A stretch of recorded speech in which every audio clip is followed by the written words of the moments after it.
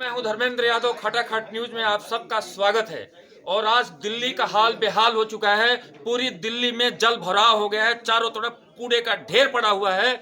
दिल्ली की सरकार जो वर्तमान में है, बड़े बड़े वादा करके आई है कि हम दिल्ली को बिल्कुल साफ सुथरा करेंगे, नीट एंड क्लीन करेंगे और दिल्ली के अंदर बिल्कुल भी पानी का जल प्रभाव नहीं मिलेगा। लेकिन ये साफ उल्टा हो रहा है।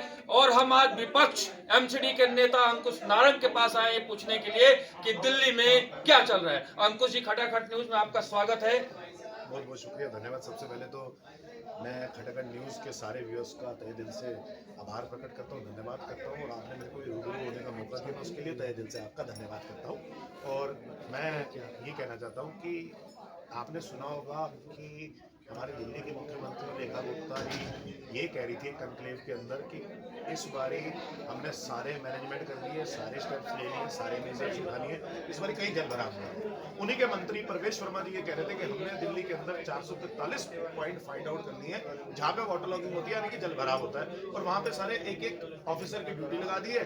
अगर कहीं भी जल भराव होगा तो हम उस ऑफिसर को सस्पेंड करेंगे। तीसरी बात हमारे मेयर राजा इकबाल सिंह जो एमसीडी के मेयर है, वो ये कह रहे थे कि इस बार ये मानसून को एंजॉय करेंगे, ठीक है। लेकिन दिल्ली के अंदर फिर भी जल भराव हुआ। एक रेखा गुप्ता जी की बात बिल्कुल भी सच नहीं निकली कि उन्होंने कोई मेजर्स लिए हुए थे। 443 पॉइंट जो परवेश वर्मा जी ने फाइंड आउट करे हुए थे, उसके ऊपर भी उन्होंने कोई सी की सस्पेंशन नहीं की। आप बता दो, कोई लेटर आपने देखा हो, कोई सस्पेंशन लेटर देखा हो, कुछ देखा हो, मुझे बता दो। तीसरी बात, मोस्ट इंपॉर्टेंट बात, मेयर राजा इकबाल सिंह का कहने का मतलब ये था कि आप मानसून एंजॉय करोगे, यानी कि नाले के पानी में और सीवर के पानी में हम सारे स्विमिंग करेंगे, इसको वो मानसून एंजॉयमेंट कहते हैं। तो ये भी हमारे साथ आ जाए और मानसून एंजॉय कर ले, मेयर साहब भी हमारे साथ आकर मानसून एंजॉय करें और स्विमिंग करें हमारे साथ। लेकिन आप देखिए, बात इनकी स्टेटमेंट धीरे धीरे बदलती गई। एक सवाल जो आप कह रहे हो, मैं उसी में आपको बताना चाहता हूँ, वो बिल्कुल सही है। आप पड़पड़गंज विधानसभा में आप जाकर देखेंगे, वहाँ पे इतना इतना पानी भरा है और लोग उसमें नहा रहे हैं। वो वेस्ट विनोद नगर की रोड है, पड़पड़गंज में, जहाँ पे आप वहाँ के अभी जो हाल फिलहाल के विधायक हैं और पहले पार्षद हुआ करते थे, हमारे साथी थे इसी एमसीडी के अंदर, नेगी जी वहाँ पे अक्सर ना बोट चलाते हुए मिलते थे। अब पानी भरा हुआ था, इतना इतना पानी भरा हुआ था। आपने भी वीडियो देखे, मैंने भी वीडियो देखे। एक बंदा वहां पे स्विमिंग कर रहा था, उसने सीधे हाथ से भी स्विमिंग करके दिखाई, बैक भी स्विमिंग करके दिखाई, आपने देखे अच्छे से। इतना इतना पानी भरा हुआ था। अब नेगी साहब कहाँ गायब हो गए? वहां पे एक महिला आपने देखा बोट चला रही थी, अब नेगी साहब कहाँ गायब हो गए? अब ये मंत्री, मुख्यमंत्री, मेयर सारे सड़क से गायब हो गए जैसी जल भराव हुआ। अब आप इनसे जाके पूछते हो तो कहते हैं जी, एक कहता है 70% इंप्रूवमेंट आ गई, दूसरा कहता है 80% इंप्रूवमेंट आ गई, दूसरा कह रहा है हम तो कर ही रहे हैं, काम तो कर ही रहे हैं, और तीसरा कहता है जी ये तो पुरानी सरकार की वजह से है। बहुत सही कह रहे हैं आप। जो सरकार के तंत्र हैं वो काम कर रहे हैं, नहीं कर रहे हैं। लेकिन आप एमसीडी विपक्ष के नेता हैं, केजरीवाल जी दिल्ली विपक्ष के नेता हैं। विपक्ष क्या कर रहा है सर, ये जानना चाह रहे हैं। देखिए, विपक्ष का काम होता है एक सकारात्मक तरीके से सत्ता को जगाए रखना और सत्ता से काम करवाना। आप ये बात समझो कि इनके ऊपर इतना प्रेशर बनाया हुआ है कि इनको काम करना है, लेकिन इनकी आदतें खराब है। रेखा गुप्ता जी पूर्व में काउंसलर थी, वो आज तक काउंसलर के मोड से बाहर नहीं निकल पाई। मैं आपको बताता हूँ क्यों। वो काउंसलर के मोड से बाहर नहीं निकल पाई। आज तक वो यही सोचती रही कि नालियां कैसे साफ होंगी, जालियां कैसे साफ होंगी, उनसे बड़ी सड़कें साफ ही नहीं हो रही। शालीमार बाग पूरा डूबा है, समझ रहे हैं मेरी बात को। और इनकी आपस में समन्वय ना होने की वजह से एक बात, दूसरी बात, अधिकारियों के ऊपर इनका कोई कंट्रोल नहीं है, इनको कड़े फैसले नहीं लेने आते। ये लोग सिर्फ छोटी सत्ता के लोभ में बसे हुए हैं कि फीते काट ले हम और हमारी प्रचार प्रसार होता रहे। लेकिन ऑफिस में बैठ के फाइलें पढ़नी पड़ती है, दिशा निर्देश देने पड़ते हैं, अधिकारियों की जिम्मेदारी लगानी पड़ती है, तब जाके काम होते हैं। और अगर इनको गवर्नेंस नहीं आती तो मेरे आपके चैनल के माध्यम से, खटाखट न्यूज के माध्यम से मेरा एक सुझाव है कि हमारे पूर्व मुख्यमंत्री हैं और हमारे राष्ट्रीय संयोजक अरविंद केजरीवाल जी, उनसे सीखने का प्रयास करें, वो जरूर इनको पूरा गवर्नेंस सिखाते हैं। सर, आपके पास आने से पहले हमने बड़ा रिसर्च किया है कि आप एक बहुत होनहार युवा क्रांतिकारी नेता हैं और ऐसे में आप एमसीडी नेता प्रतिपक्ष हैं। और उसके बावजूद भी जो दिल्ली के अंदर नए मेयर बने हैं, मेरे ख्याल से स्टैंडिंग कमेटी बनी है नहीं बनी है, अभी मेरे को पूरा पता नहीं है, आप बताएंगे। लेकिन ये इतनी समस्याएं दिल्ली के अंदर है, आप कहीं भी चले जाओ, जितने भी वार्ड है, चाहे वो आम आदमी के पार्षद हो चाहे बीजेपी के पार्षद हो, मैं ये नहीं कह रहा हूँ कि आम आदमी के पार्षद रोज बहुत बढ़िया सफाई करा देते हैं।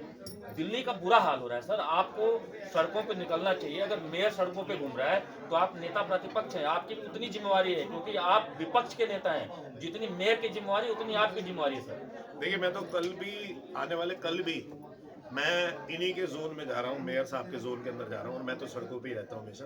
मैंने पूर्ण तरीके से हमेशा शुरू से सोचा कि सड़कों पे ही काम हुआ करते हैं। दूसरी बात, मेरे अकेले सड़कों पे जाने से काम नहीं होगा। अब सत्ता में भाजपा है, भाजपा की जिम्मेदारी है। अधिकारी किसकी सुनेगा? जो सत्ता में है, भाजपा है। तो अब तो 4 इंजन की सरकार है ना। अब तो केंद्र सरकार भी इनकी है, दिल्ली सरकार भी इनकी है, एमसीडी भी इनकी है, एलजी भी इनका है। एक तो वो एलजी साहब अब दिखाई नहीं दे रहे। वो एलजी साहब जो सुपर एक्टिव थे जब हमारे मुख्यमंत्री केजरीवाल जी थे या आतिशी जी थी, तब वो सुपर एक्टिव आदमी था। आज वो दिखाई नहीं दे रहे एलजी साहब। एलजी साहब गायब हो चुके हैं दिल्ली में से। मुख्यमंत्री अक्सर जिस दिन वर्षा आती है या कूड़ा इकट्ठा होता है वहां पे होते नहीं। ये चलाते मेगा सफाई अभियान है, कहने को मेगा सफाई अभियान, लेकिन इनके सेंट्रल जोन के अंदर, वेस्ट जोन के अंदर, साउथ जोन के अंदर कूड़ा इकट्ठा होता है, और कितने दिनों तक नहीं कूड़ा उठता, क्योंकि इनके पास एजेंसी नहीं होती, कंसेशनरी नहीं होती। ये मुद्दा किसने उठाया? ये मुद्दा भी आम आदमी पार्टी ने उठाया। अंकुश जी, एक बात और मैं आपसे कहना चाहता हूँ। अभी मैं कई बीजेपी के लोगों से या सरकार के लोगों से मैंने बात करने की कोशिश करी, वो साफ हाथ ऐसे यूं खड़ा कर लेते हैं कि 10 साल यहाँ पे या 11 साल केजरीवाल की सरकार रही है। सर, दिल्ली एक केंद्र शासित प्रदेश है। 50% दिल्ली की कुर्सी पे जो बैठता है उसका हाथ होता है, और 50% केंद्र का हाथ होता है।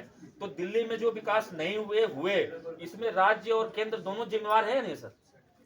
देखिए, दिल्ली के अंदर इस 10 वर्षों के अंदर मैं आपको बताना चाहता हूँ, सबकी बिजली 24 घंटे आई, बिजली 200 यूनिट तक मुफ्त रही, 400 यूनिट तक हाफ रही, सबका पानी मुफ्त आया, 20,000 लीटर मुफ्त आया, बसों में सफर मुफ्त रहा, स्कूल अच्छे बने, अस्पताल अच्छे बने, मार्शल्स की नियुक्ति हुई, क्लासरूम्स बने, मोहल्ला क्लिनिक बने। आप मुझे एक बात बताओ, भाजपा की इस 10 वर्ष के अंदर, जब आम आदमी पार्टी की सरकार थी, 2014 से भाजपा भी है, 11 वर्ष के अंदर क्या उपलब्धि है केंद्र में, और दिल्ली में 6 महीने के अंदर क्या उपलब्धि है? इन्होंने 2500 रुपए देने थे हर एक महिला के अकाउंट में। ये तो मोदी जी की गारंटी थी ना, हर एक महिला के अकाउंट में 8 मार्च को आ जाएंगे, लेकिन नहीं आया ना। होली पे 14 मार्च को इन्होंने हमें सिलेंडर मुफ्त देना था, वो नहीं आया। हर महीने 500 रुपए का सिलेंडर देना था, वो नहीं आया। जहां झुकी वहां मकान था, वहां जहां झुकी वहां मैदान कर दिया इन्होंने अपना कौन सा वादा पूरा किया? एक भी वादा पूरा नहीं किया। केजरीवाल तो कर रहा था, अब तो दिल्ली के अंदर 6-6 घंटे बिजली जाने लगी, जल भराव हर एक गली कूचे सबके अंदर होने लगा। आप ही मुझे बता दो पत्रकार साहब, आपने आखिरी बार अपने घर के पास सीवर साफ होते कब देखा था? 6 महीने। देखिए, मैं व्यक्तिगत तौर पे इस बात को नहीं ले रहा हूँ, मैं पूरे दिल्ली की बात कर रहा हूँ। दिल्ली की आवाज उठाना हमारा काम है। दिल्ली के अंदर बहुत सारी समस्याएं हैं। दिल्ली देश की राजधानी है, और जहाँ तक मेरा मानना है कि पक्ष हो विपक्ष हो, मिल करके जनता के लिए काम करना चाहिए।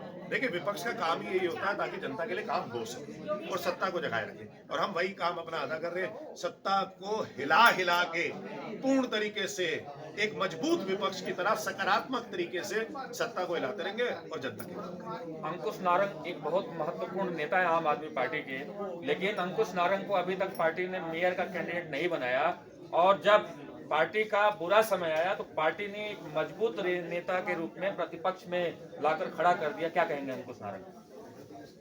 मुझे लगता है ये जो नेता विपक्ष की जिम्मेदारी है, ये मेयर से कहीं ज्यादा महत्वपूर्ण है। एक, ये अपने काउंसलर्स को भी बांध के रखती है।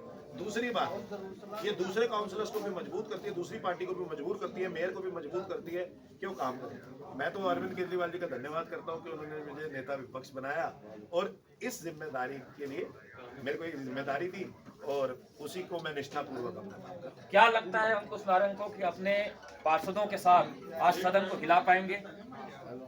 आम आदमी पार्टी का पार्षद इतना मजबूत है, विपक्ष इतना मजबूत है कि आप सदन में आज भी देखोगे कि किसकी आवाज गूंज रही है, तो वो आम आदमी पार्टी के पार्षदों की ही गूंज रही होगी।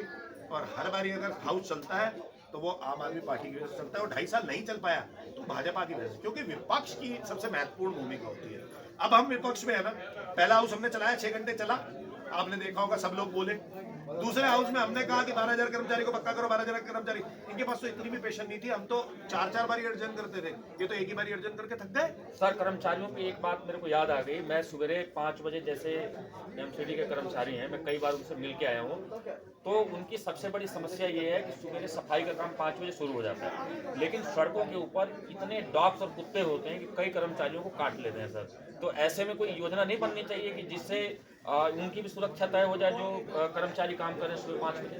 देखिए 100% होनी चाहिए। मुझे लगता है कि शेल्टर होम्स बनने चाहिए। एक तरफ जो हमारा दिल्ली के मूलभूत निवासी हैं उनकी सुरक्षा महत्वपूर्ण है, दूसरी तरफ ये जो सारे डॉग्स हैं, इन डॉग्स के लिए भी शेल्टर होम होने चाहिए ताकि वहाँ पे एक अच्छा सा एनवायरनमेंट हो और ये सारे वहाँ पर। तो मुझे लगता है कि ये निकल के आना चाहिए और ये कोई मुश्किल बात थोड़ी है। अब चारों इंजन की सरकार है, डीडीए की लैंड भी इनकी है, एमसीडी की लैंड भी इनकी है, दिल्ली के अंदर सारी की सारी लैंड इनकी है, यूसिफ की भी इनकी है, जेजेसलम की भी इनकी है, सारी इनकी है ना। अब तो सारी सरकारों में इन्हीं के पास है ना सरकार, ये तो कहीं भी लैंड है, इंश्योर करा सकते हैं, एमसीडी को दिलवा सकते हैं और वहाँ पे शेल्टर होम बना सकते हैं। तो शेल्टर होम उनके लिए बना दे ताकि एक जो एनिमल लवर्स है, ताकि वो भी देख सकें कि सारे कुत्ते एक साथ हो गए और वो लोग कुत्तों का ध्यान रख सके और दूसरे लोग जो क्षेत्र की जनता है वो इनसे निजात भी पा सके। चलो, बहुत बहुत धन्यवाद। ये थे अंकुश नारंग। मिलते हैं एक और नई खबर के साथ, तब तक के लिए धन्यवाद।